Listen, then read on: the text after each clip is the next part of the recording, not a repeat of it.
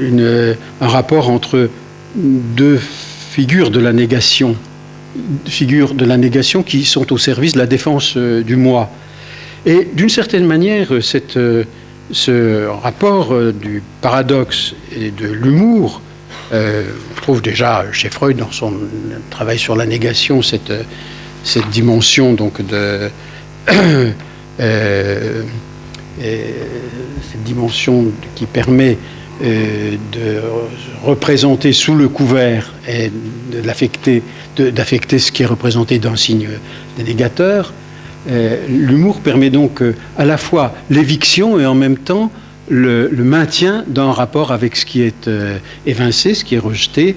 Et donc il y a là un second, un troisième degré dans le texte de More, avec cette introduction de l'humour dont il est particulièrement, auquel il est particulièrement sensible, une dimension qui est extrêmement intéressante pour l'analyse des rapports entre précisément l'utopie comme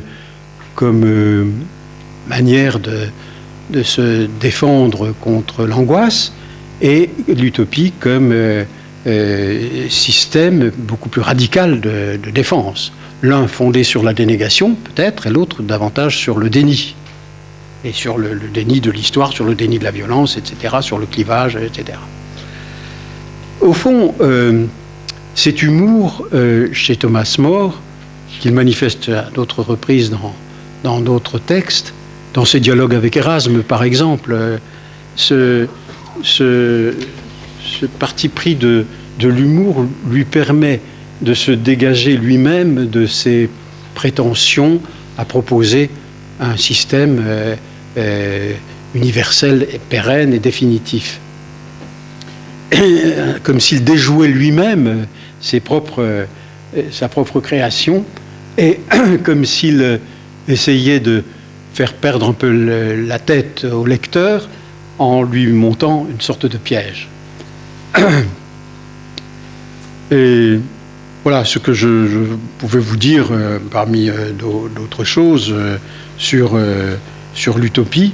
Et on pourrait prolonger cette réflexion par les analyses que Michel Foucault, par exemple, a présentées dans Surveiller, punir du système pénitentiaire, et notamment de l'analyse dans la dernière partie de son texte du Panopticon de Jeremy Bentham. Contrôler, surveiller, maîtriser. Dans un autre texte, j'avais travaillé justement sur cette utopie des enfants, des 7-8 ans, quelque chose comme ça, sur cette utopie, en mettant en relief la dimension de la métrique, de la mesure, de la symétrie dans ce qu'ils étaient en train d'élaborer. C'était une utopie de rêveur, c'était une utopie ponctuelle, c'était une utopie de rêveur constant. Aujourd'hui, il me semble que l'utopie prend une dimension plus tragique, moins humoristique, car la métrique, la mesure et la symétrie sont les maîtres mots de l'organisation sociale, et on en sait quelque chose aussi bien dans les institutions de l'éducation, de la santé mentale, et peut-être plus généralement de la santé, mais aussi de l'institution judiciaire, 3 institutions qui sont dans toutes les sociétés des institutions en charge de la fabrication du symbolique, la fabrication de ce que l'humain peut s'approprier, transmettre, recevoir et se distinguer les uns des autres en maintenant son espace subjectif. Je pense que l'utopie est une grande figure, l'utopie systématique, meurtrière, est une grande figure de l'organisation sociale et des mentalités. Et j'évoquais tout à l'heure avec Maurice Korkos cette idée initialement de Hegel et reprise par Heidegger en 1930, que nous sommes en plein dans ce qu'il décrivait alors, au moment de la grande crise économique de 29 pour Heidegger, et au moment où il faisait alors une critique du capitalisme comme instituant les équivalents universaux à travers l'argent, à travers la finance, éliminant ainsi toute autre relation dans la constitution des richesses au sujet de ces richesses, au sujet qui les produit et ceux auxquels ils sont distribués, produisant ainsi ce qu'il appelait donc un processus sans sujet. Si j'avais à donner une formule radicale de ce qu'est l'utopie dans sa forme meurtrière, je dirais que c'est, dans toutes les utopies, celle de Sade, comme celle de Fourier, comme les utopies meurtrières de Guyana, dont je parlais au début, sont des utopies qui mettent en place des organisations et des processus sans sujet. Ah, je crois qu'il est temps de se réveiller du cauchemar et d'essayer de rêver autre chose.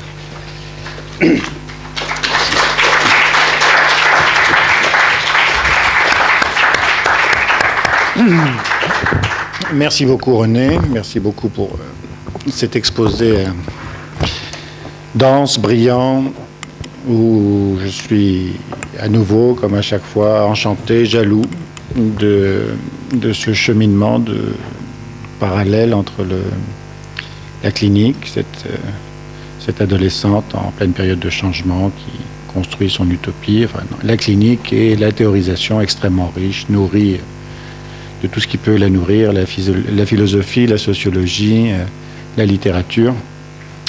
Bon, je ne vais pas simplement dire mon enchantement, je sais qu'il y a des désenchantés ici, puisque je vois d'ici un certain nombre d'anciens post-68ards trotskistes et de jeunes écolos postmodernes qui ont dû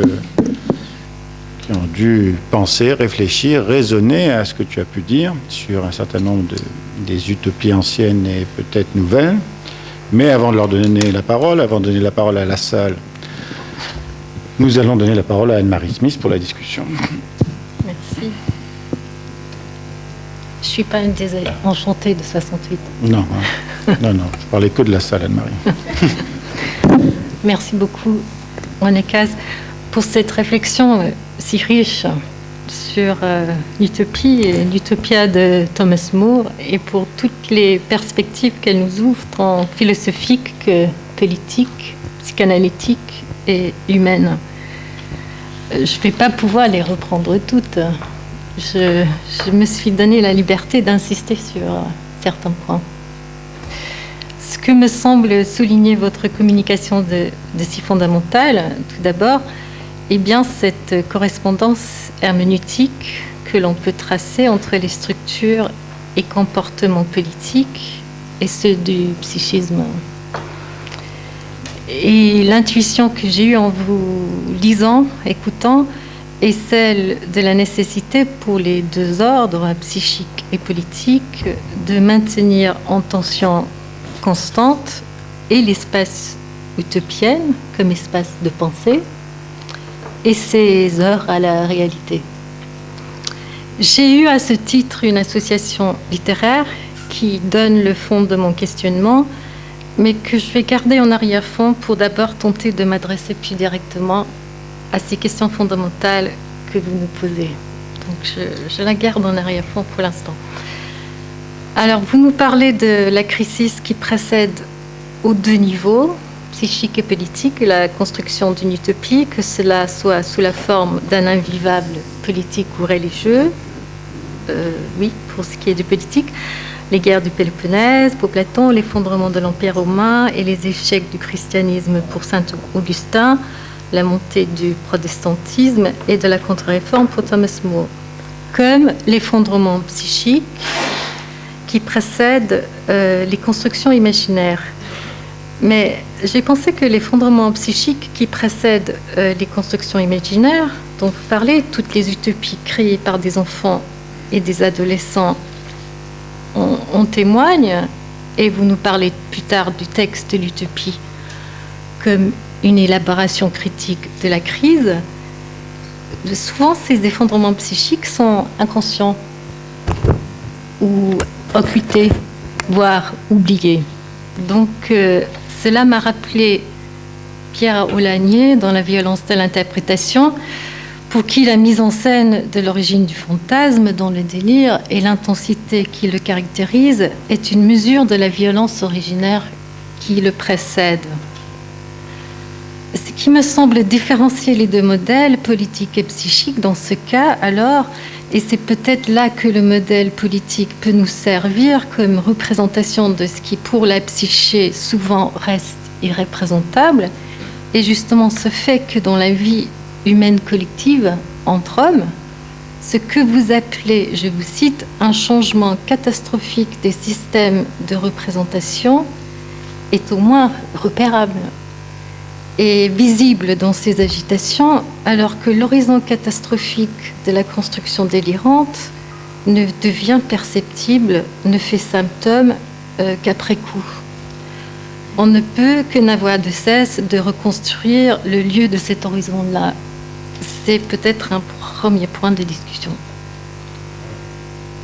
Je voudrais reprendre aussi la question de l'utopie comme le lieu d'un non-lieu, hors du temps, hors de l'espace connu, et insister à la fois sur la nécessité absolue de ce lieu comme refuge d'un danger réel, comme retrait, et en même temps sur les dangers que cela encourt, tant sur le plan politique que psychique, et que vous avez souligné, d'une perte de la réalité entraînant le risque d'une chute dans le système totalitaire, d'une part, ou dans la folie de l'autre, ce qui revient à la même chose, dont la nécessité de voir l'utopie comme un troisième genre, pour utiliser le terme de Platon dans le Timée, pour qualifier le lieu Cora qui nous dit être suspendu entre l'intelligible et le sensible. Je le cite, enfin, il y a toujours un troisième genre, celui du lieu. Il ne peut mourir et fournit un emplacement à tous les objets qui naissent. Lui-même, il n'est perceptible que grâce à une sorte de raisonnement hybride que n'accompagne point la sensation, à peine peut-on y croire. C'est lui, certes, que nous apercevons comme en un rêve. Fin de citation. Cela nous mène, comme vous l'indiquez, à l'espace intermédiaire de Winnicott, dont je rappelle quelques éléments, puisqu'il appelle aussi une troisième ère, n'est-ce pas ? Troisième langue chez les théoriciens de la traduction, troisième ère, troisième lieu, troisième genre chez Platon. Troisième ère qui serait celle de l'expérience culturelle, qui est un dérivé du jouet, les deux autres ères étant la réalité psychique et la réalité extérieure du monde où vit l'individu. Et c'est le seul lieu, l'existence, c'est le seul lieu où le jouet peut commencer, dit-il. Un lieu qui est au moment continuité, contiguïté, où s'originent tous les phénomènes transitionnels. Nous avons besoin, dit Winnicott, d'un troisième concept. Où sommes-nous quand ? Là, il parle du lieu de l'expérience culturelle. La troisième ère, dit-il, tous ces fragments viennent de son texte sur le lieu de l'expérience culturelle. Cette troisième ère est un produit des expériences d'un individu dans un environnement, dans l'environnement en vigueur. Les deux autres ères, c'est-à-dire la réalité psychique et la réalité externe, ne perdent aucune signification du fait de l'existence de l'autre lieu. Donc voilà, une troisième ère de l'expérience humaine, ni à l'intérieur de l'individu, ni à l'extérieur, dans le monde de la réalité partagée, qui occupe un espace potentiel. Et c'est cet espace qui nie l'idée de séparation entre la mère et le bébé. Or, comme le rappelle Ariel Lieberman dans un travail sur la transitionnalité chez Winnicott, et justement à propos du paradoxe de cet espace dont vous parlez, Winnicott lui-même insiste dans un lettre à Monica en 1952 sur la nécessité de se souvenir du thème transitionnel toujours lorsqu'on évoque l'espace intermédiaire, afin de ne pas perdre de vue le mouvement entre les réalités intérieures et extérieures impliquées dans ce terme. Car il n'y a surtout pas de stasis dans cet espace, tel que Winnicott le conçoit, cet espace dont la transition est la condition même. Cela me semble correspondre à ce que vous appelez le refus de la systématisation ou la tolérance extrême de l'utopie ponctuelle, mais qui est toujours menacée dans votre argument, me semble-t-il, par les dangers de l'instrumentalisation. Il en va de même, sans doute, pour la pensée de Winnicott et de son utilisation dans la psychanalyse. C'est Pierre Fedida qui argumentait toujours contre toute systématisation de la pensée psychanalytique, n'est-ce pas, comme contresens absolu. Winnicott semble l'avoir entrevu justement dans cette insistance sur le mouvement du transitionnel. Et c'est d'ailleurs en soulignant l'expérience émotionnelle inhérente ici impliquée que Lieberman insiste à son tour sur le paradoxe en nous disant qu'il ne faudrait pas associer le transitionnel au transitoire au sens banal du terme. Ce n'est pas une étape dans le développement de l'enfant qu'il faudrait dépasser un jour, car il s'agit bien ici d'une expérience, je le cite, fondamentale et fondatrice de la condition humaine en tant que telle. C'est d'ailleurs tout le lien à la possibilité de l'illusion que génère la préoccupation maternelle primaire qui est en jeu ici, contenu Lieberman, ainsi que le maintien en tension du paradoxe du trouvé-créé. L'incarnation de ce paradoxe serait donc celle d'habiter un espace qui n'est ni externe ni interne, ou mieux encore, qui est à la fois interne et externe en même temps, comme un lieu hors du temps, un retour au temps d'avant le temps, comme vous dites, un lieu originaire, peut-être une enceinte, mais qui parfois trouve une place où se loger dans la réalité temporelle, cette place étant bien entendu toujours transitoire. Ça voyage. Et je crois que c'est intéressant ce que donne André Green au transitionnel dans le travail du négatif, cette histoire de voyage sans destination, du geste vers. La question ne serait donc pas celle d'un lieu que l'on devrait quitter, mais celle d'une vision maintenue constamment en tension entre la capacité visionnaire de l'écrit de l'utopie et les contraintes qu'impose la réalité extérieure. Il s'agit bien, à mon sens, d'un espace littéraire au sens fondamental du terme, et qui, à ce titre, ne pourra jamais remplacer la réalité dans ce que vous appelez une réification fétichiste, car il n'y a pas de prescription littéraire du politique. Comme vous dites, dans toute mise en pratique, on encourt le danger d'être contaminé par les mots auxquels on s'oppose. À son tour, la réalité ne remplacera jamais le littéraire, car il n'y aura pas de proscription littéraire. S'il y en a, on est tombé dans le totalitarisme. Et en voilà le paradoxe. C'est un des propos de Derrida, maître de paradoxe, dans Spectre de Marx, que c'est bien la fin de l'idéologie communiste, du moins en Europe, qui nous permet enfin de faire retour à la pensée de Marx. Et à ce titre, à la possibilité d'une pensée, avec un P majuscule, n'est-ce pas, contre les dangers de l'idéologie. Maintenant, les spectres de Marx est la première phrase de ce livre. Or, force est de constater que tous les commentateurs de l'utopie que vous évoquez, et ce sont de bien éloquents commentateurs, sont des philosophes et penseurs du littéraire. Voirnet, traducteur de Joyce, professeur de littérature comparée, que j'ai été appelée à remplacer une fois, comparatiste, Louis Marin, philosophe, sémiologue de l'image, Ben Cassa, penseur des Lumières.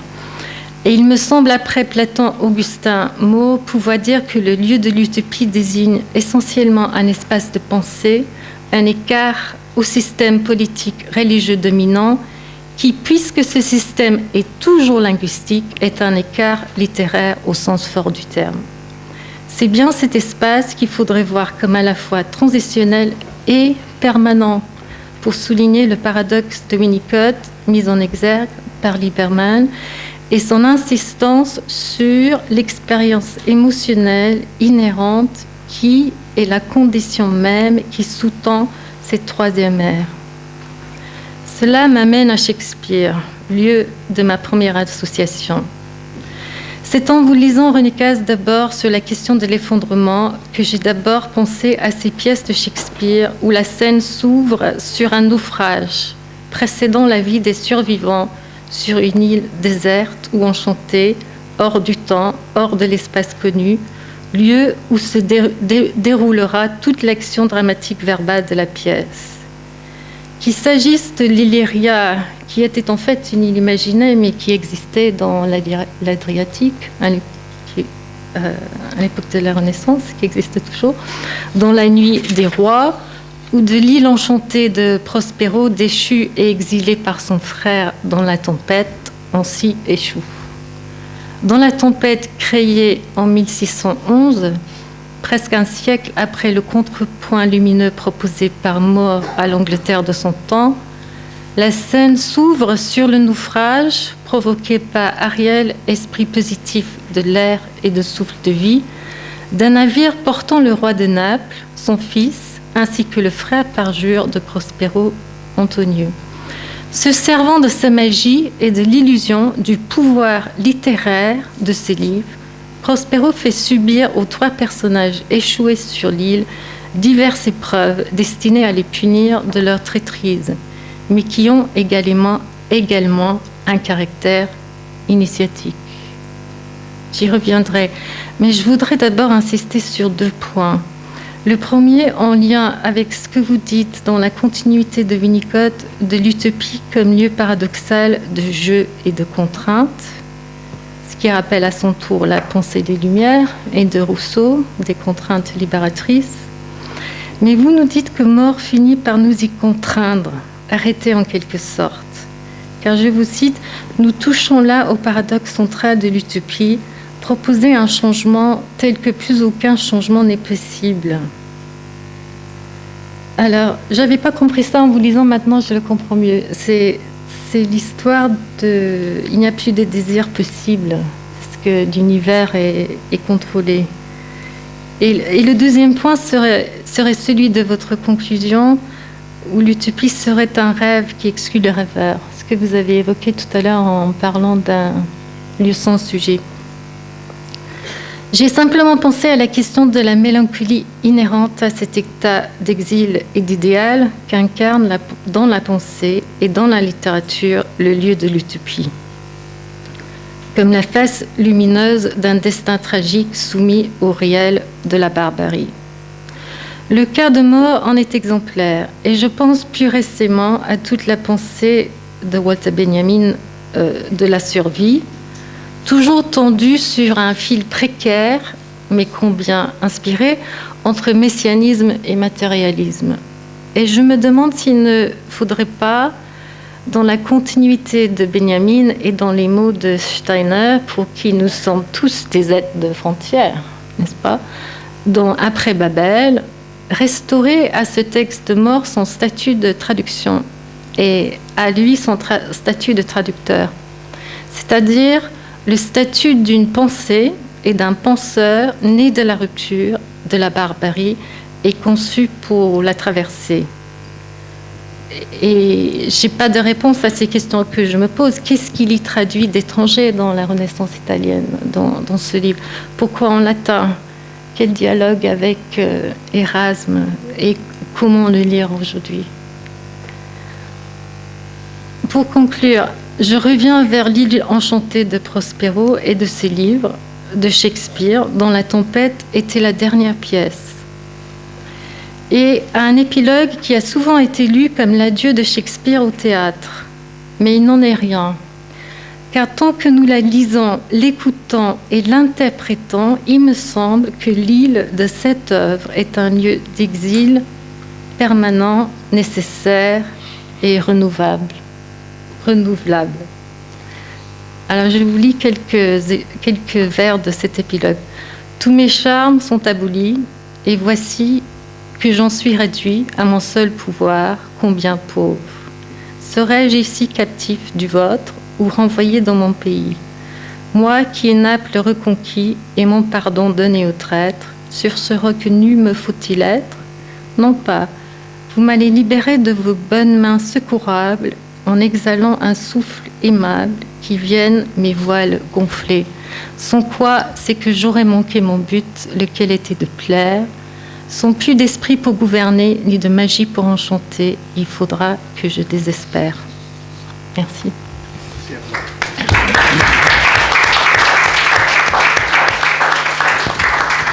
Merci beaucoup, Anne-Marie.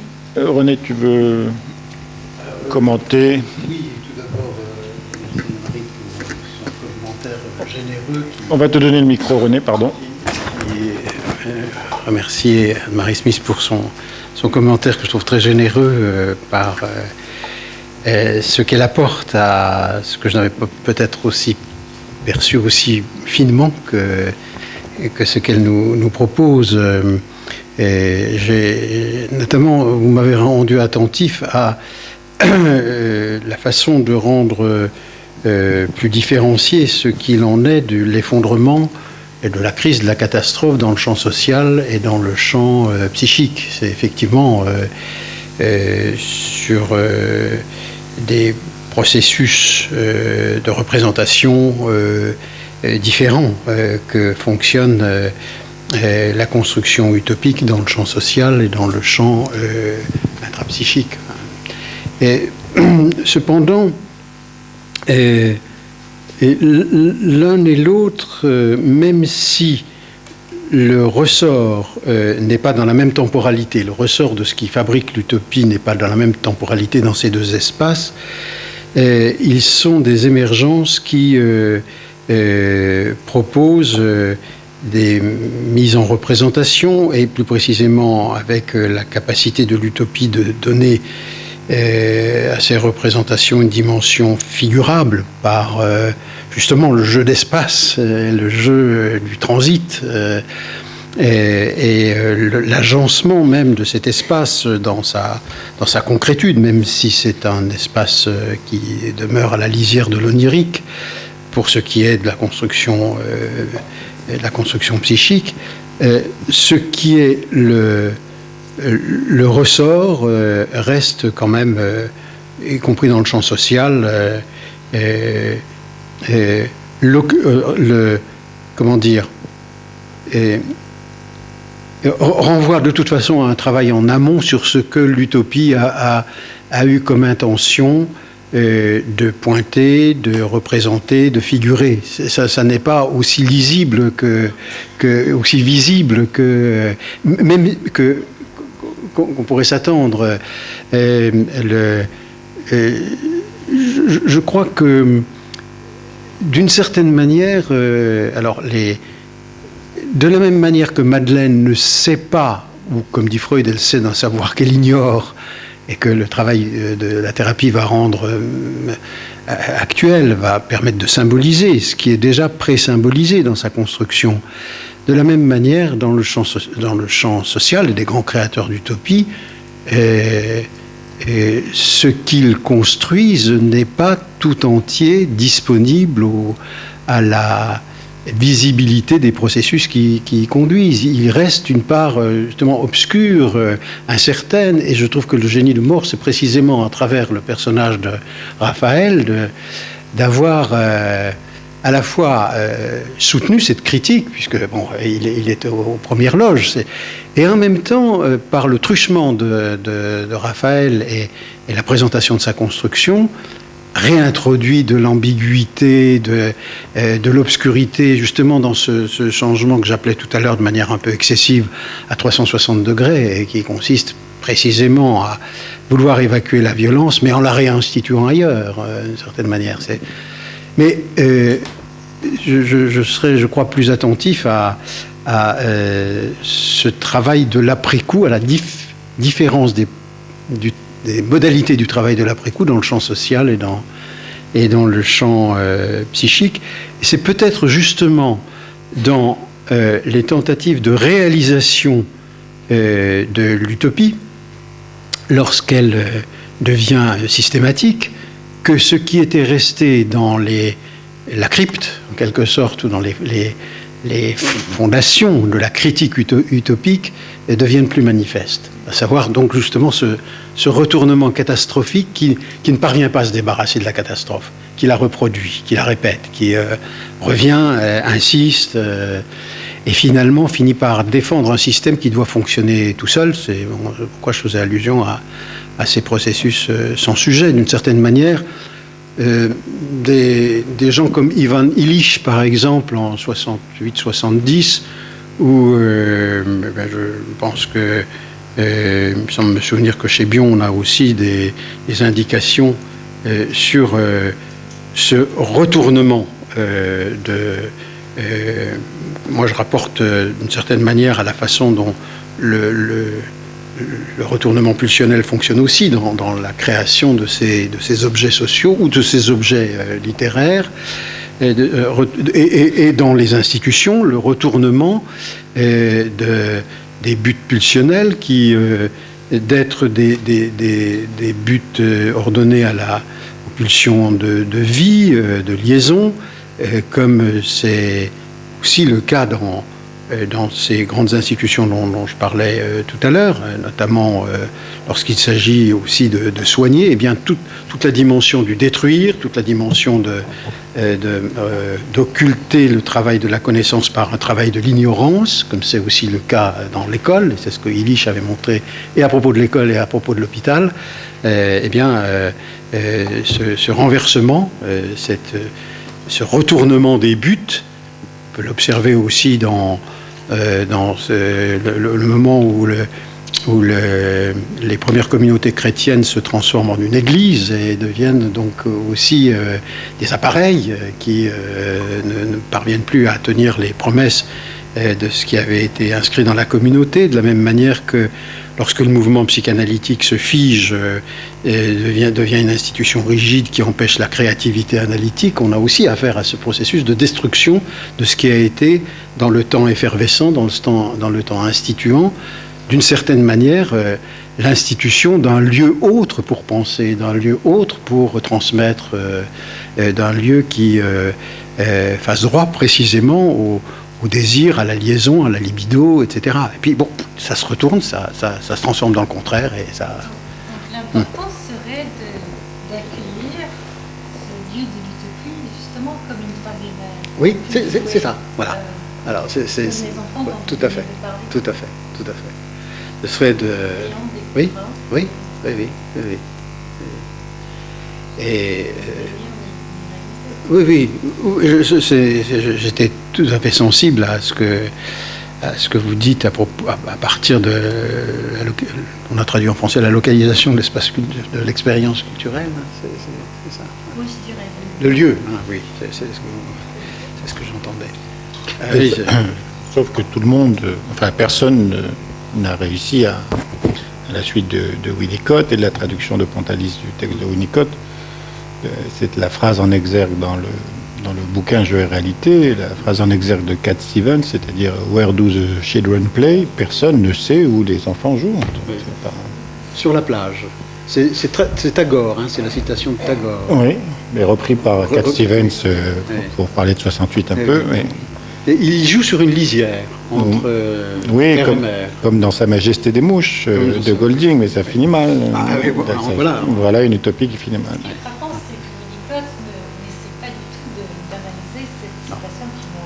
Je l'ai entendu pendant mon adolescence. C'est ça. Oui, mais c'est un aveu de sa perplexité. Il ne sait pas où les enfants jouent. Et il ne décide pas, oui. Il ne sait pas. Est-ce qu'il dit qu'il ne sait pas ? Disons avec Winnicott que ça reste indécidable. Oui, c'est ça. Voilà. Comme ça, c'est un paradoxe de plus. Mais c'est pas localisable aussi facilement. Oui, mais justement, à la fois dans ce... Oui, et la réduction de ce paradoxe produit... Absolument. Des fétiches. Greenock a bien montré ça. Soit des fétiches, soit elle fait exploser le système qui n'a plus sa fonction. Oui. Ça peut arriver à la pensée. Oui. De fétichiser. Oui. Alors, donnons la parole à la salle. Vous annoncez votre passé militant. Je vais lancer René Caès sur l'institution en héritage et ce moment où vous nous faites travailler sur le travail fait par un petit groupe parce qu'il a à se confronter à son héritage. Mais auparavant, pour situer ce que je voulais dire, je vais dire 2-3 éléments personnels. À 4 ans, j'étais à Orléans en ruine, Gien, Briard, au Havre, et ensuite j'ai vu la reconstruction. J'avais un oncle qui, et j'ai vu ses papiers pendant la guerre prisonnier, griffonnait des textes sur le Bauhaus. C'est-à-dire que tout ce qui était en possibilité était là, griffonné sur des notes. Le Conseil national de la résistance, à un moment donné, a une utopie dont nous bénéficions, ou on essaie de bénéficier, au niveau de la sécurité sociale et de l'assurance maladie. Est-ce qu'on ne pourrait pas travailler quelque chose qui serait, comme vous l'avez évoqué, au niveau de ces phénomènes collectifs, qu'il y a dans l'utopie quelque chose qu'on aurait à travailler peut-être de l'ordre d'une illusion d'un groupe? Car rue du Four, quand ils se mettent d'accord, ça n'est pas du tout évident, mais quelque chose se passe d'une illusion groupale, point d'interrogation, pour lancer la discussion. Deuxième élément plus terrible, il y a 3 semaines est sorti le film Autobiographie de Ceausescu. Film admirable de 3 heures dans lequel on voit des montages et on voit l'évolution de ce que vous avez évoqué. Cette utopie, au point qu'à un moment donné, ce dictateur dit il faut produire plus et manger moins, baisser la température des appartements. C'est-à-dire là, la maîtrise, on la voit. Et elle est vraiment... C'est glaçant, la manière dont les choses sont illustrées. Autre utopie, c'était la séparation de la neurologie et de la psychiatrie. Est-ce que le groupe L'évolution psychiatrique n'était pas dans une illusion ou est-ce que c'était une utopie? Utopie qui était liée au fait de la guerre. Le groupe qui dit « c'est inadmissible ». Je ne sais pas si vous avez vu récemment Stéphane Hessel qui est dans une forme extraordinaire et qui dit « résistons, indignez-vous ». Un petit peu comme vous venez de le faire tout à l'heure. Alors, est-ce qu'on pourrait voir dans le mouvement que vous évoquez la nécessité de penser le deuil des fondateurs? Pour avoir pris une institution après une fondatrice, avoir discuté avec Jean-José Baranès sur sa place aussi à Étienne Marcel, nous étions dans cette question de la transmission, qui est une mise à mort. Mais en même temps, comment s'institue la transmission? Et là, j'ai envie de vous demander de nous dire peut-être un peu plus, si vous avez le temps ce soir, de quoi était fait ce travail que vous avez fait au CEFRAP pour repenser à la fois le départ et ensuite la mort de Didier Anzieux, ce travail de séparation. Et il me semble que là, je ne sais pas si on peut penser que l'idée du CEFRAP était une utopie, mais il me semble qu'il y a quelque chose à travailler dans cet ordre-là. En tout cas, merci encore pour tout ce que vous apportez.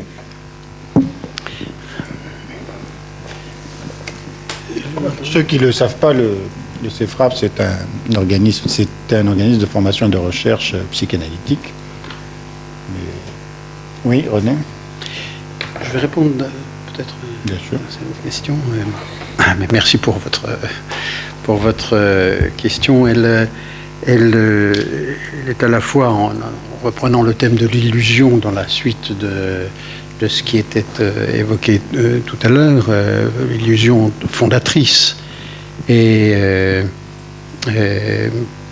pour revenir à son inventeur dans le travail du groupe, à l'illusion groupale pour Anzieux, il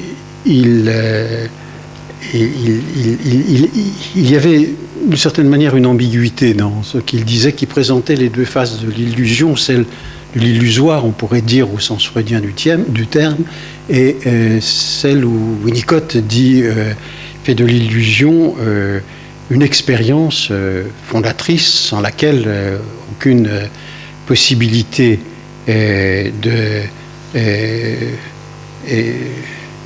créatrice n'est possible. c'est l'illusion d'une coïncidence. C'est d'abord l'illusion première d'une coïncidence entre l'espace, et d'une indistinction d'une certaine manière. Et là, il y a déjà un paradoxe, puisque cette distinction entre le dedans et le dehors, c'est nous qui la faisons après coup, et pas le bébé lorsqu'il introduit le mamelon dans sa bouche, co-inventant et la bouche et le mamelon, d'une certaine manière. Il y a là une expérience syncrétique qui génère cette expérience de l'illusion créatrice. Alors, c'est ce que finalement le mouvement dominant dans la pensée dans Dieu est bien celui qu'il reprend de Winnicott. Il ne faut pas dénoncer évidemment l'illusion, comme quelquefois je l'ai entendu dire, parce que on confondait justement l'illusoire et l'illusion. L'utopie, la création utopique est dans son mouvement initial un mouvement qui est soutenu par l'expérience fondatrice de l'illusion que, alors, cet espace-là est un espace que l'on découvre et dont on jouit contre l'expérience, contre les expériences négatives. L'expérience de l'illusion a aussi cette vertu, de créer, de maintenir cet espace contre l'expérience du négatif et contre la séparation, et contre donc aussi la distinction. Le temps de la désillusion est nécessaire comme une épreuve pour que soit restituée la distinction entre ces espaces, et c'est dans l'expérience de la séparation que cette expérience se fait. Alors, je pense que toutes les grandes et toutes les petites créations, grandes par leur retentissement, petites par celles que peut-être nous faisons chacun d'entre nous pour vivre, quelquefois pour survivre et pour entraîner des autres à partager cette illusion. Car le propre de l'illusion, c'est que c'est une expérience éminemment singulière qui est au plus près de l'expérience corporelle, de ses investissements, et puis aussi de ses représentations les plus archaïques. Bon, Pierre Aulagny a aussi dit des choses importantes sur cette question-là. C'est aussi une expérience commune et partagée. Elle s'inscrit d'emblée dans l'intersubjectivité. Et ce dont je reviens à Madeleine, ce dont souffre Madeleine, elle tente de le résoudre par quelque chose qui a la forme d'un délire privé. Ce qui va lui permettre, je crois que ça a été vraiment un moteur de son travail thérapeutique, ce qui va lui permettre d'y reconnaître toute l'illusion qu'elle s'est formée là dans ce système. D'y reconnaître toute l'illusion, mais non partagée, elle va pouvoir en faire l'expérience dans le transfert. Elle va pouvoir le faire l'expérience dans la mesure où j'aurais répondu, je dois dire d'ailleurs que j'ai pas beaucoup réfléchi à ce que je faisais à ce moment-là, mais ça me semblait évident que je devais lui donner cette couverture. Et couverture, ça a un sens très profond pour des prématurés.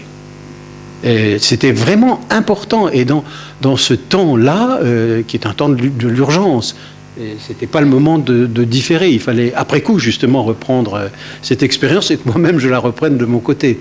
Ça me semblait s'imposer.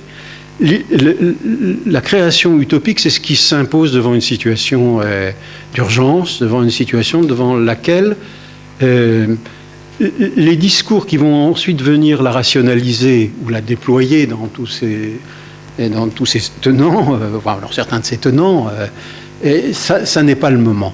On est là inventant, quelque chose surgit, quelque chose qui coïncide avec des attentes, avec ce que Freud appelait des rêves de désir irréalisés, quand il parle de Sa Majesté le bébé, mais ça se généralise. Et ça vient s'actualiser dans une forme et qui peut prendre différents types. On en a vu quelques-uns là. Et effectivement, dans le travail de la Fondation, il y a toujours un rêve de désir irréalisé. Un rêve de désir irréalisé, ça veut dire que ça indique aussi bien le négatif, et quelque chose qui a été déçu quelque part, ou insuffisant, ou incomplet, et que le fondateur et quelques autres viennent réaliser. C'est ce qui me frappe. J'ai eu l'occasion dans ma vie, dans différents domaines de la vie collective, de participer à ce type d'expérience, justement. Et ce qui me frappe, c'est que cela surgit non pas d'une préméditation consciente, mais justement de quelque chose qui ressemble à la préconception, enfin, quelque chose qui vient tout d'un coup se mettre en forme et qui peut être partagé par d'autres dans ce moment d'élation, d'illusion, etc. Ce qui est masqué, c'est ce que je disais, c'est le négatif. C'est-à-dire déjà quelque chose qui peut ressembler à la crainte d'une désillusion ou le vécu d'une désillusion qui se dépasse par une autre illusion ou par un meurtre des fondateurs antérieurs. Il y a toujours, je crois, ce mouvement qui vient s'actualiser au moment du départ d'un fondateur, plus ou moins, pas de la même manière pour tout le monde, mais qui peut faire effet de groupe, qui peut faire espace aussi de travail quant à ce qui a été placé dans les fondations, comme dans les églises, dans le temps, quand on avait encore des reliques, on plaçait dans la crypte justement ce qui allait à la fois garantir le développement et en même temps apporter une référence, mais c'était quelque chose qui était à la fois mort et vivant. Enfin, cette fondation sur la crypte et la relique. Il y a du reste, il y a de la relique, il y a du reliquat qui revient là. Alors, demandiez comment le départ de Didier Anzieux sur une crise interne qui portait sur le développement du CEFRAP et donc sur la remise en question de ce qu'il avait fondé. Petit groupe qui a longtemps tenu à son caractère restreint, groupe qui s'est maintenu longtemps dans un état, on pourrait dire, effervescent, enfin, avec des contraintes institutionnelles ou des traitements des contraintes institutionnelles très minimales, ce qui nous a valu aussi quelques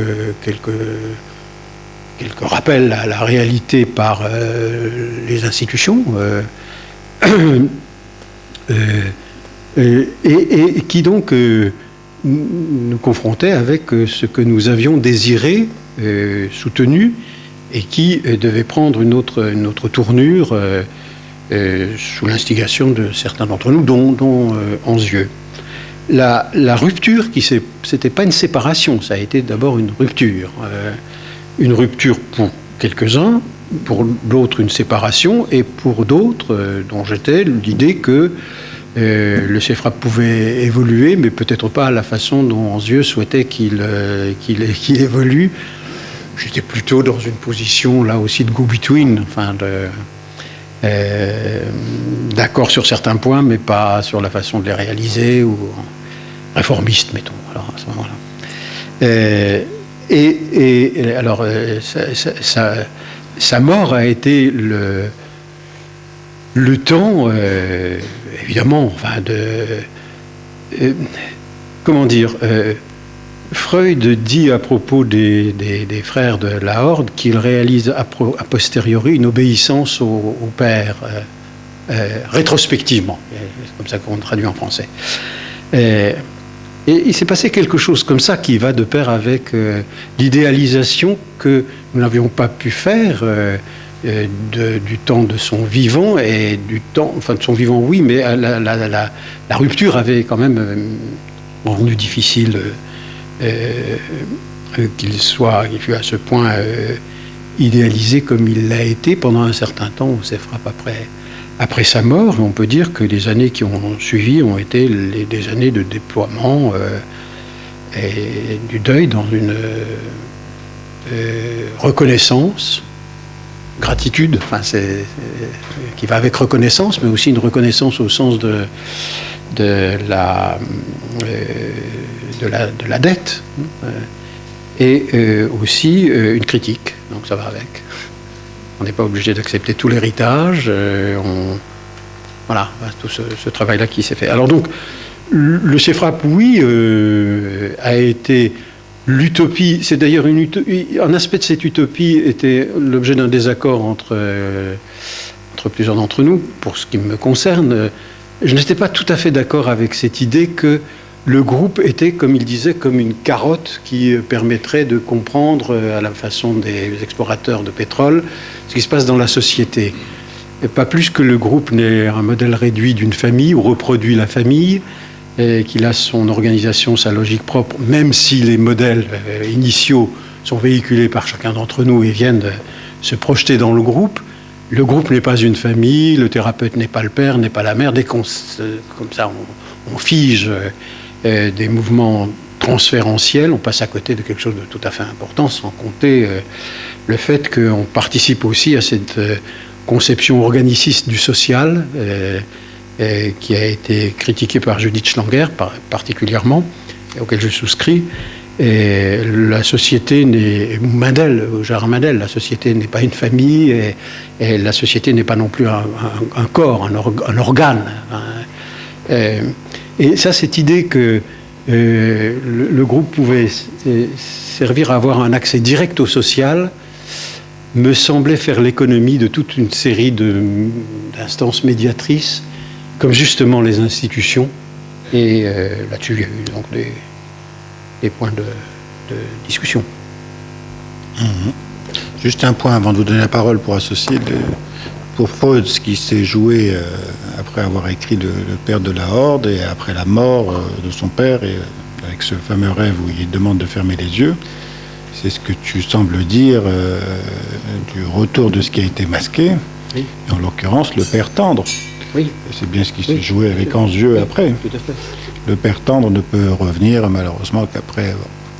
Monsieur ? Oui, moi je voulais... D'abord, je voulais me présenter. Je suis un ex-68ard, mais je pense que je suis toujours un rêveur constant, selon votre définition. Ce que je voulais vous demander, parce que vous ne l'avez pas du tout évoqué, moi j'y ai pensé tout de suite, j'ai fait une association littéraire tout de suite. Vous nous avez signalé des utopies de Platon, de Saint-Augustin, de Sade. Mais moi j'ai pensé à ce qui, je crois, est un récit totalement utopique, qui est la Divine Comédie de Dante. Hein ? Parce que, alors je connais pas très bien le contexte historique, mais il me semble qu'à cette époque-là, l'Église était en crise, ou je ne sais plus très bien. En tout cas, c'est un récit, c'est un voyageur, c'est Dante qui voyage depuis l'enfer, à travers le purgatoire, jusqu'au paradis, qui est le paradis terrestre d'ailleurs, qui n'est pas le paradis des origines. Et puis il y a cette Béatrice, là, cette fameuse Béatrice, qui est une espèce d'utopie. Je voulais savoir ce que vous en pensiez. Et c'est une idée intéressante d'interroger la Divine Comédie à travers le modèle de l'utopie. Si l'exploration, effectivement, le voyage, le transit de Dante à travers ces trois espaces, c'est un transit qui décrit moins les espaces où ils sont décrits de manière tellement conventionnelle que ça n'est pas... ça n'a pas la force et le caractère très, très organisé qui permet précisément de définir pour les architectes un modèle d'organisation de l'espace. Et il faudrait parler aussi de toutes celles que vous avez évoquées et de bien d'autres, ou des utopies pédagogiques. Le modèle de Thomas More comporte les utopies pédagogiques, les utopies sociales, les utopies architecturales. Enfin, ça a été une source d'inspiration considérable.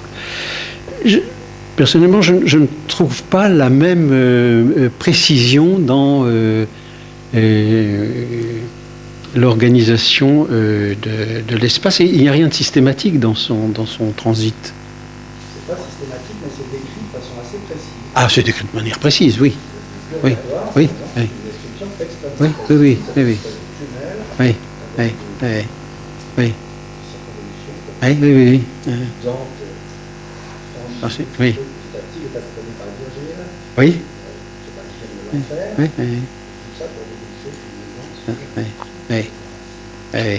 Pour surenchérir sur la question de monsieur et pour poser la mienne, on ne peut pas ne pas voir, que ce soit chez Dante ou chez Thomas More, le fait que ce qu'il nous décrit est peut-être une espèce de projection de ce que serait son cerveau ou son appareil psychique.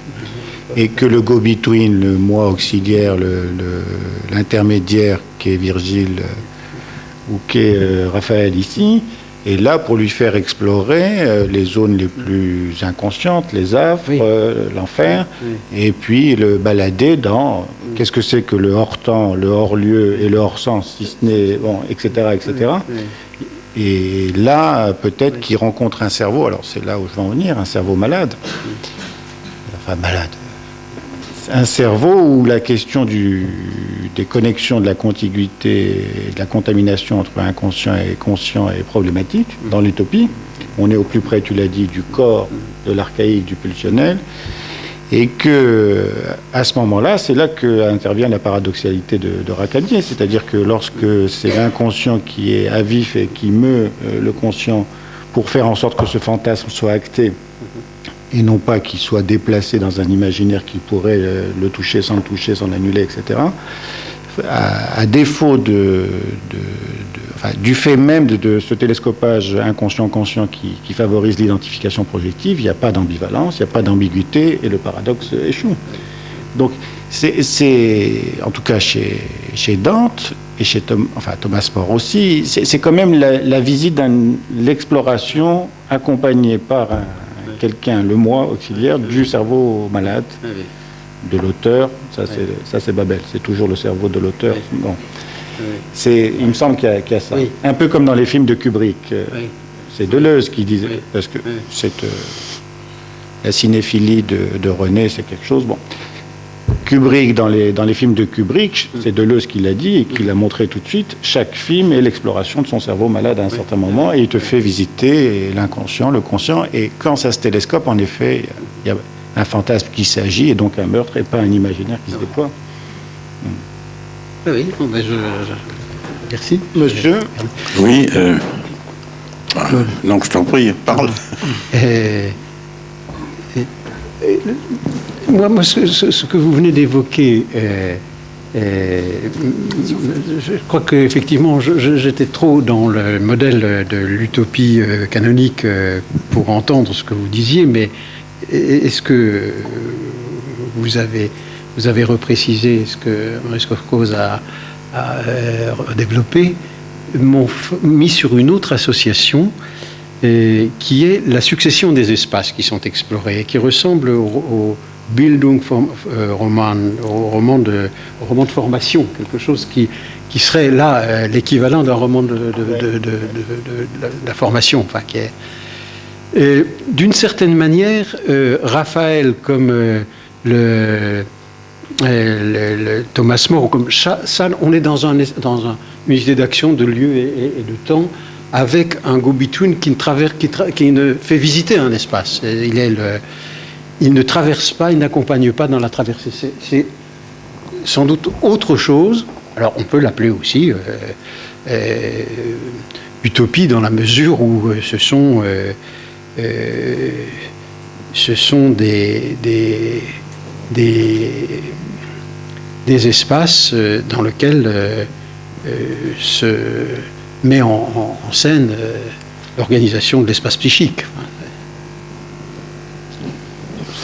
Oui, Claude Pigotte. Bon, merci René de ton intervention tout à fait passionnante, et ma remarque est très simple, puisque tu évoques l'espace depuis un certain temps. Il me semblait qu'il y avait un espace qui a été, constitué depuis, puisqu'on évoque beaucoup les Grecs, n'est-ce pas? Par exemple, le complexe d'Édipe a été mis en scène par Sophocle. Et il me semble que Thomas More, là, met en scène des choses sur la scène du roman, finalement, de l'utopie. C'est-à-dire que c'est constitué sociologiquement et groupalement quelque chose qui est entre la réalité et puis l'inconscient. Il me semble que la mise en scène du mythe d'Édipe met en scène donc la problématique édipienne que va mettre en scène donc dans sa théorie Freud et permet ainsi une élaboration.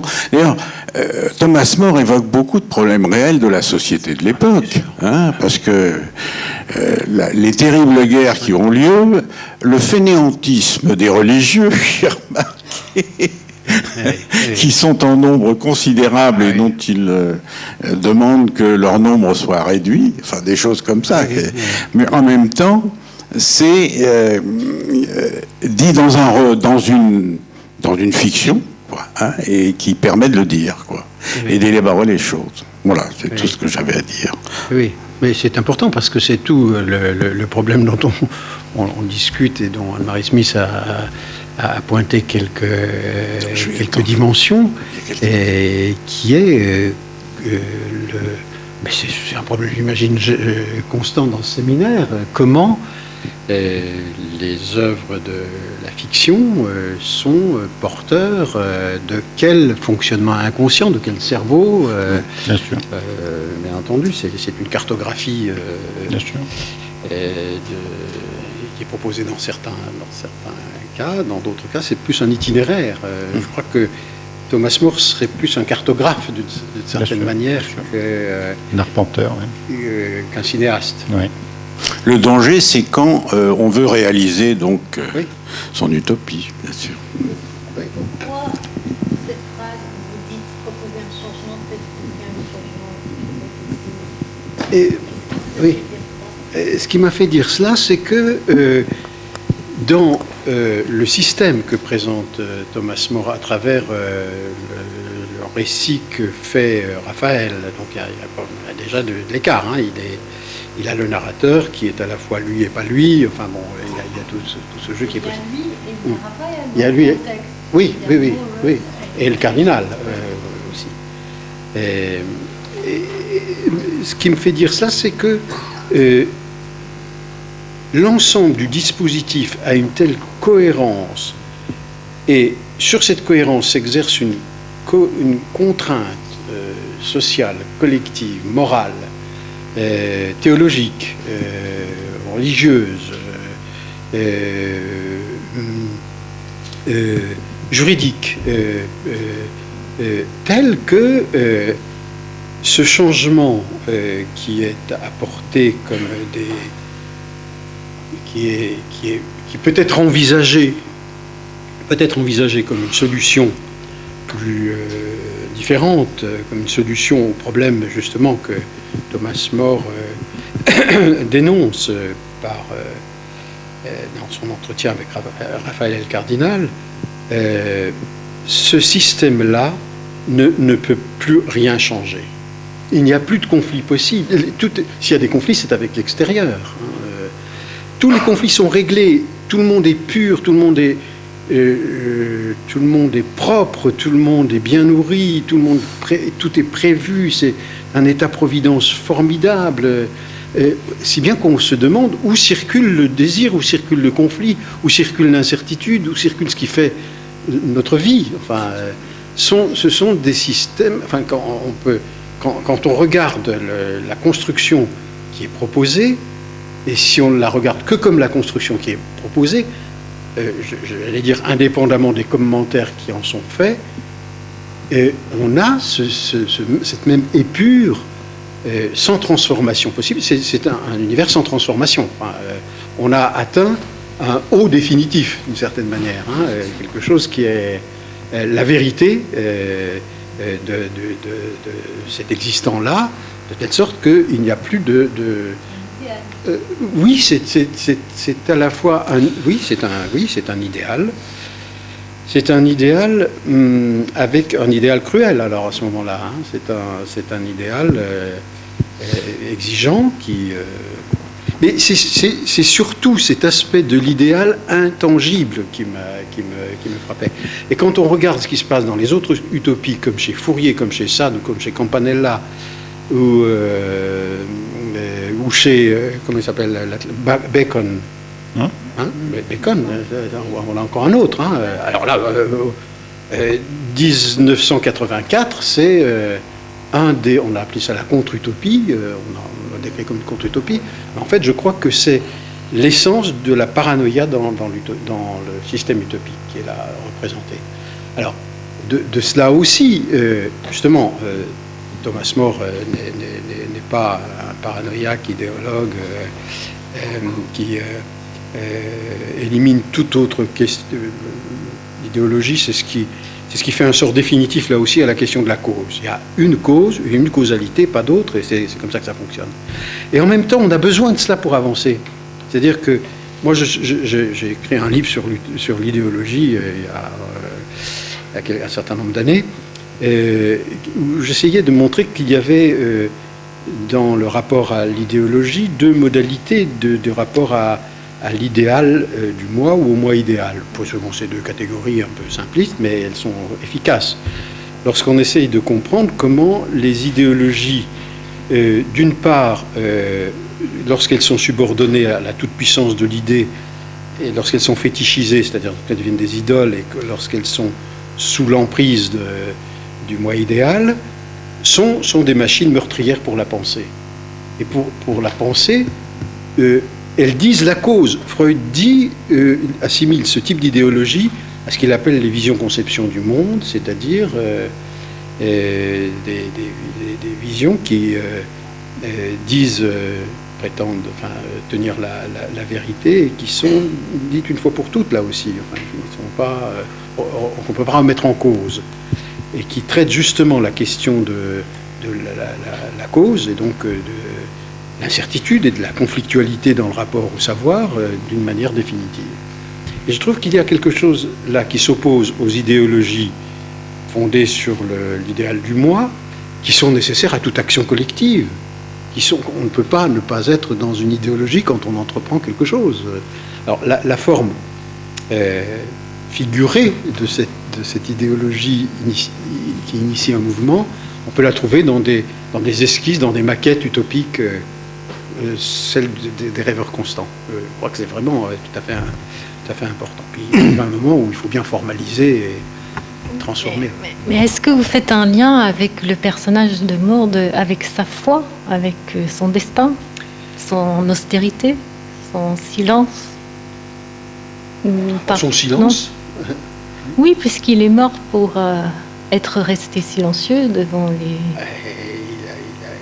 Il a quand même désapprouvé. Il n'était pas... ils n'ont pas été dupes. Non, mais il a refusé de parler. Il a parlé de son désaccord avec le roi, avec son divorce. Il a été... Oui, mais au tribunal, il a refusé de parler, il a refusé de se prononcer. C'est vrai. Oui, mais enfin, donc il a été décapité pour ne pas avoir... pour l'avoir laissé entendre dans cette fiction qui était transparente, qu'il y avait quand même une allégeance à une autorité d'essence divine, et que le roi était d'essence divine. Bon, après, il n'a pas voulu le dire à son procès, mais ils l'ont suffisamment bien entendu pour le décapiter tout de suite après. D'autant qu'il l'avait... Il avait écrit, donc... Oui, il l'avait manifesté très, très clairement. Bonjour. Oui. Voilà. Donc j'aimerais vous poser quelques questions et des réflexions tout d'abord. La première, c'est sur la proximité entre utopie et espace de jeu, notamment la question du troisième lieu. Est-ce que l'espace de jeu est comme une utopie, c'est-à-dire un espace sans histoire, sans trace? Toute cette question de qu'est-ce qui reste après la fin du jeu, voilà, c'est-à-dire quand le jeu s'arrête, il n'en reste plus rien, en tout cas pas dans la réalité externe. Est-ce que l'utopie serait un jeu qui continuerait ad vitam? Enfin, bon, en tout cas, qu'en est-il encore une fois, pour la question de l'espace du jeu, qu'en est-il de l'historicisation? Qu'en est-il du processus? Tant j'entends dans ce que vous dialectisez la question entre illusoire et illusion, la question du vivant ou du mort, la question du mouvement ou de la stase. Et effectivement, dans les utopies meurtrières, c'est une question de fixation, de stase. Alors, est-ce que ça renvoie aussi à la question des jeux qui n'en sont plus, c'est-à-dire des monotonies, des stéréotypies, des jeux bloqués comme ça, ou cette question évidemment de la question de la symbolisation, du désir et du manque. Je parle de ça parce que, effectivement, pourquoi le jeu s'arrête, pourquoi il y a une suspension du principe de réalité, au final, hein, de cet écrou-là qui serait un peu soulevé, et puis qu'on remettrait petit à petit. Tout ce que vous avez décrit comme systématisation, comme évaluation, métrique, institutionnalisation, font partie de la question du principe de réalité qui revient laisser son sillon et marquer la maîtrise liée au processus, notamment, je ne m'étonne pas que ça soit autour de 8-10 ans, tous les processus de maîtrise qui rentrent en jeu pour contrôler, gérer, ce genre de choses. Maîtrise, emprise et tout ce que vous avez esquissé. Je reprends cette idée pour savoir, dans les utopies que je ne connais pas assez, le rôle de la technique, tant ces propos d'institutionnalisation, de systématisme, de métrique, me font penser au dispositif d'Agamben, hein, c'est-à-dire voilà, la question de la technique et du dispositif en tant qu'il, et là je vous rejoins totalement, désubjective, processus sans sujet, désubjectivation. Et pour qu'on lance la discussion, je la lance avec quelqu'un qui n'est pas là mais qui vous apprécie beaucoup, qui est Yann Leroux, avec qui vous avez échangé sur la question des mondes virtuels sur lesquels je travaille, notamment la question des jeux vidéo, nouvelles utopies, cyberespace et nouvelles utopies. Tant on voit bien dans ces espaces à la fois le côté créatif, à la fois l'emprise de la métrique, de l'évaluation constante, l'horreur, le cauchemar, si je puis dire, de la maîtrise totale, et donc de l'effacement de l'imprévisible, de l'inconscient, enfin, en tout cas cette disparition du jeu et de l'imprévisible, du chaos quelque part aussi. Vous avez parlé d'ordre, je pense à la question d'accepter le chaos, sans qu'il soit évidemment débordant. Voilà, j'aimerais vous entendre un peu sur cette... En tout cas, plutôt sur la dernière chose, qui est la question des mondes virtuels. Enfin, ce que vous voulez, en fait. Merci. Je crois que dans votre façon de poser cet ensemble de questions, dans les oppositions que vous mettez en place, vous apportez, enfin, c'est pas des romanes, mais beaucoup d'éléments de réponse. Justement en opposant donc ce qui est de l'ordre du jeu comme ouvert à la symbolisation et de l'arrêt du jeu comme retour à peut-être à des formes opératoires dans lesquelles la maîtrise, le contrôle, la disparition de la fantaisie. Alors, je crois que l'historisation, elle est peut-être faite de ce mouvement antagoniste entre ces deux façons d'être dans son propre espace et dans l'espace externe. Nous ne sommes pas toujours en train de jouer.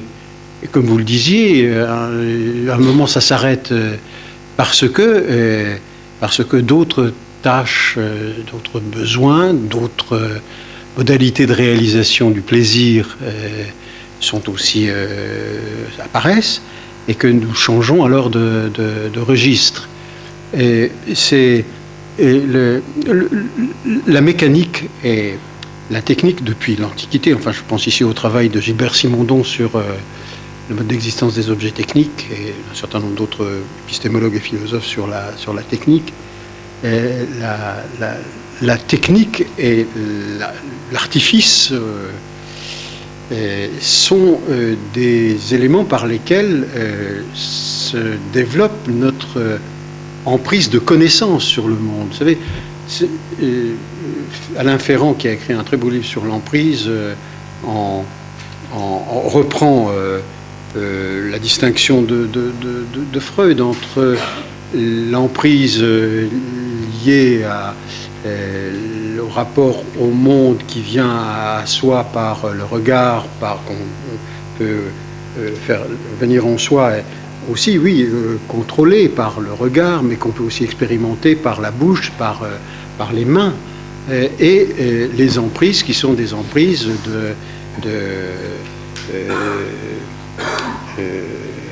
domination sur les choses. La technique permet aussi, enfin, ce double aspect, d'être des articulateurs qui prolongent notre capacité de connaissance, d'exploration, de réalisation, de fabrication, mais ce sont aussi des moyens d'emprise. Et aujourd'hui, pour revenir à des propos actuels, ce qui me semble avoir été la grande perversion du nazisme, c'est de penser qu'à partir du moment où des techniques étaient disponibles, elles devaient devenir possibles, elles devaient se réaliser. Tout ce qui était dans l'ordre de ce que nous savions faire, nous devions automatiquement, parce que c'était une création du génie humain, le mettre en œuvre, y compris donc dans les perspectives, dans les actions de mise à mort. Est-ce que toutes les techniques, on est aussi confronté dans l'éthique d'un certain nombre de nos pratiques avec cette question, est-ce que tout ce qui est possible par la technique doit être mis en œuvre?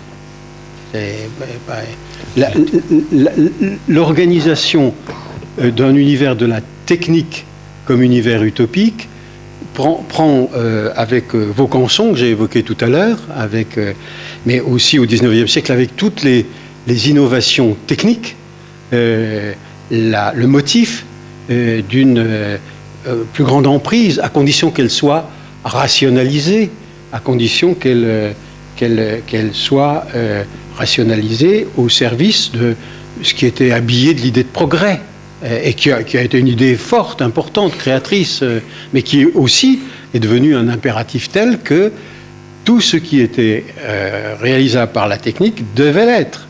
Alors, la question, c'est bien où s'arrête dans cet univers d'un possible ce qui reste compatible avec ce qu'il faut bien quelque part nommer une éthique.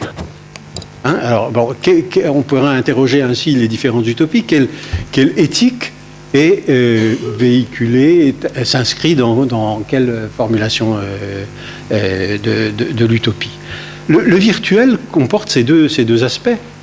Il est un univers de possibles. Il est un univers de possibles dans quel registre? Dans le registre de l'exploration, précisément, que ne permet pas d'autres moyens d'accès à la communication, à l'échange, à la création collective de la pensée, à ce qu'un autre penseur, qui n'a pas grand-chose à voir avec ce que j'ai évoqué jusqu'à présent, et qui s'appelle Teilhard de Chardin, alors c'est un autre registre appelé la noosphère. Et moi, j'ai connu ça dans le temps. Et puis, récemment, je me suis dit, mais qu'est-ce qu'il veut dire par cette noosphère? La noosphère, c'est cette enveloppe de pensée qui enveloppe, comme d'autres espaces qui enveloppent l'univers, cette enveloppe de pensée qui est rendue possible par l'intensification des communications.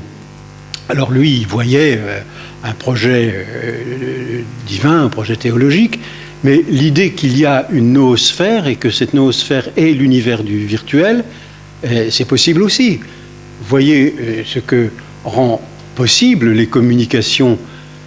Ça traîne partout dans l'opinion, mais Facebook ou Twitter a rendu quand même un certain nombre de services à cette noosphère pour l'agencement de mouvements politiques, de mouvements importants quand même. Alors ça, c'est un aspect du virtuel. L'autre aspect, c'est... mais on le retrouve aussi dans ce que j'évoquais précédemment à propos de la technique et la technique doit rendre réalisable ce qui est possible. Le virtuel, de la même manière, est aussi un lieu d'élection de la toute-puissance, de l'illimité. Alors bon, poser la question des limites, c'est aussi poser la question qu'on retrouve dans l'utopie, à la fois des limites précises, concrètes, qui renferment l'univers. Mais c'est aussi dans la construction de l'utopie, comment on peut repousser l'univers d'un monde actuel. Il y a dans le virtuel ces deux aspects, de créativité. C'est banal ce que je suis en train de dire, mais c'est important de le souligner en rapport avec ce que vous évoquiez et dont on parle ici. Et cet aspect, de captation de l'expansion du narcissisme et de la toute-puissance illimitée.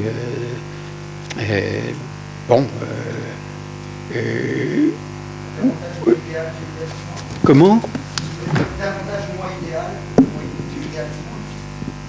selon cette Oui, logique-là? peut-être que c'est d'autres catégories qui sont plus pertinentes là que celle-là, mais provisoirement, moi j'accepte très bien ça, oui. Mais il me semble qu'il est question d'autre chose. Il est question justement, enfin, ce qui a été dans le mythe de Babel. Il y a plusieurs interprétations de Babel, hein, évidemment. Mais dans le mythe de Babel, il y a cette idée que la confusion des langues, c'est une des versions de l'interprétation du mythe, la confusion des langues serait comme une restriction au désir des hommes de communiquer sans la médiation de la traduction, justement, enfin sans la médiation de ce qu'implique la traduction, c'est-à-dire non pas le transcodage, comme on le font les traductions automatiques, mais d'une compréhension immédiate de l'autre, c'est-à-dire quelque chose qui, d'une certaine manière, abolirait l'opacité de l'autre. Ça, c'est une version qui pointe la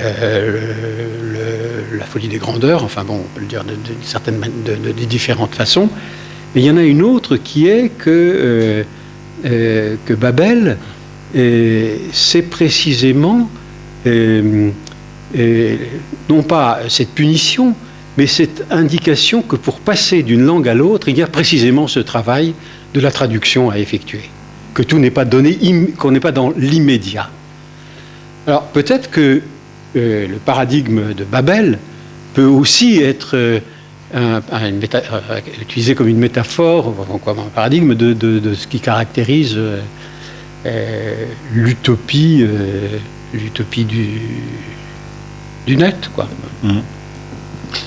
Alors juste encore une petite minute, un petit commentaire auquel je tiens, si tu permets, plutôt que d'autres questions, il y en a nombreuses. Pour dire aux jeunes qui sont là que Babel, en tout cas à l'origine, ne se voulait pas une danseuse, c'est-à-dire il ne s'agissait pas pour les psychiatres ou les psychanalystes de venir étudier la littérature comme ça, parce qu'ils étaient des écrivains rentrés ou des écrivains ratés. Dans l'idée, l'ambition, l'utopie de Babel à l'origine, c'était de penser que d'insuffler de la littérature, de la fiction, du romanesque, pouvait aider à soigner des patients.